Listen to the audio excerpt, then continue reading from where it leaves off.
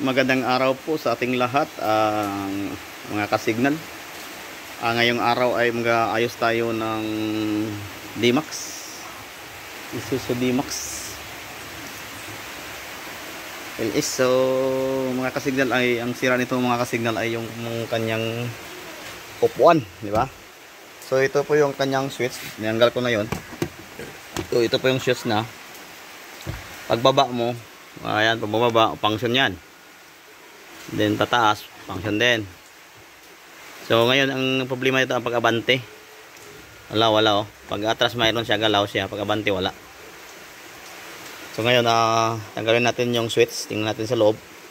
Ito pa yung sa mga kasignal dito sa loob. Pag tanggal mo ng kanyang cover dito sa upuan, di ba? Mayroon pa siyang cover dito. Ayan, pag tanggal mo yan. So dito nakaipit, dito pala yung kwan dito sila yun. Dito nakaipit. Isa po dito. So kung dito, mga lock naman nito. So wala pong star screw. Dito na pong sa harapan po may star screw. And then pagkatapos tanggalin natin yung socket dito, no? Socket dito. Dito.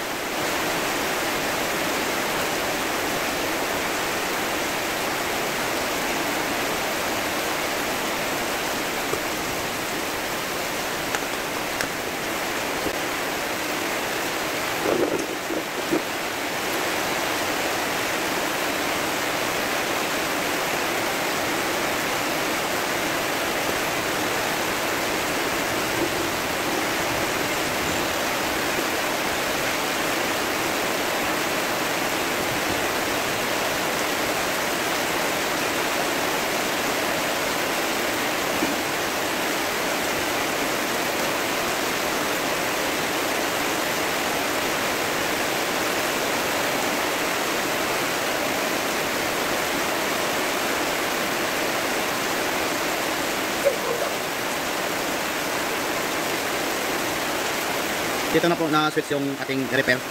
Dito po yung hindi pumunction eh. Ayan. So naran natin dito.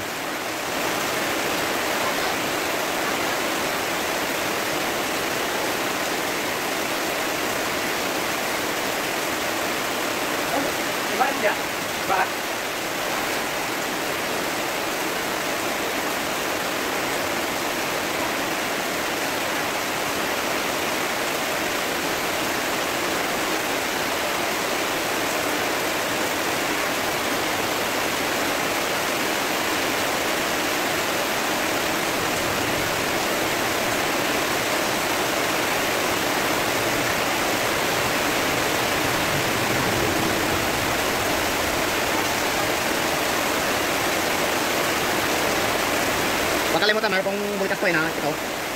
Dalawa.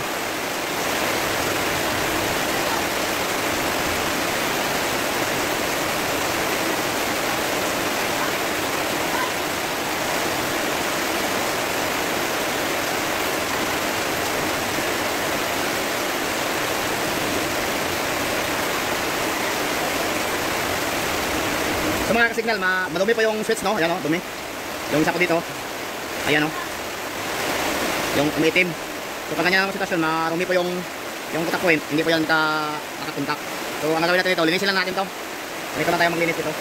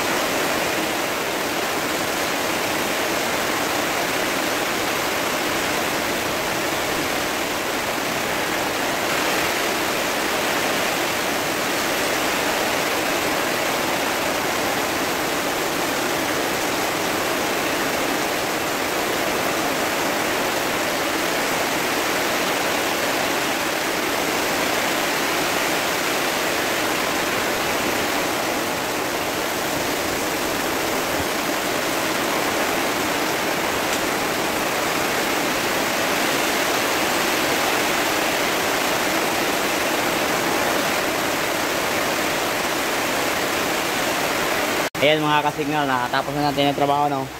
So ang problema po nito, ulitin ko lang, yung abante. Mayroon naman siyang atras, yung abante lang. So ngayon, ito na po yung posisyon. So subukan natin ha. Atras yan, di ba? Atras. Yung abante natin hanapin na yan. Ayan o.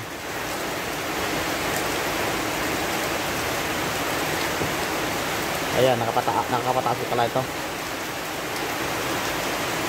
Ayan. So umabante na siya.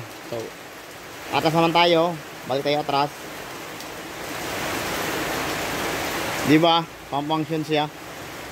So ilang po ang mangyari pag ganyan ang mangyari sa inyo ang upuan, hindi na siya automatic umabante, hindi na siya atras. So linisin lang natin yung switch. Maglinis lang tayo ng switch. Yan ang po ang gagawin natin. So hindi naman to madaling masira kasi paano ba to contact point lamang yan to. Hindi siya electronic yung contact point. So ito po yung contact point na bronze. So linisin lang natin yon. So yan lang po. Maraming po salamat sa tiwala sa ating trabaho. Ayan sa nanonood. Maraming po salamat sa inyo.